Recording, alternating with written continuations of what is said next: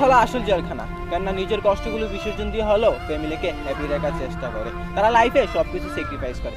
এরপরে কিছু লোক বলে প্রবাসীরা ভালো না, তারা ভালোবাসতে জানে না, তারা স্বার্থপর, তারা বেঈমান। আমি বলি তুমি তোমার ভাইকে ভালোবাসো, বুঝো, জানার চেষ্টা করো ওই মানুষটা কি কি স্যাক্রিফাইস করেছে। তাহলে একজন প্রবাসীর মন খুব সহজেই বুঝতে পারবা। তারা কখনো স্বার্থপর হয় না, তারা কখনো বেঈমানি করে না, বরং তারা বেঈমানি করতে বাধ্য হয়, কারণ তারা পরিস্থিতির শিকার।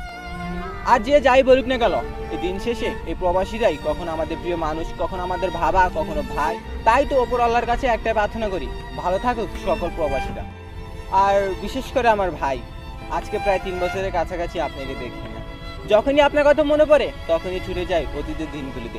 এই তো কিছুদিন আগে মাছে মাথা নিয়ে ঝগড়া, ঘুমানোর সময় কে মশারি লাগাবে, আজকে খাটে ডান পাশে আমি, কালকে আপনি, একসাথে ব্যাডমিন্টন খেলা, আরো কত কিছু। আই রিয়েলি মিস ইউ ভাইয়া, খুব মিস করি আপনাকে, খুব।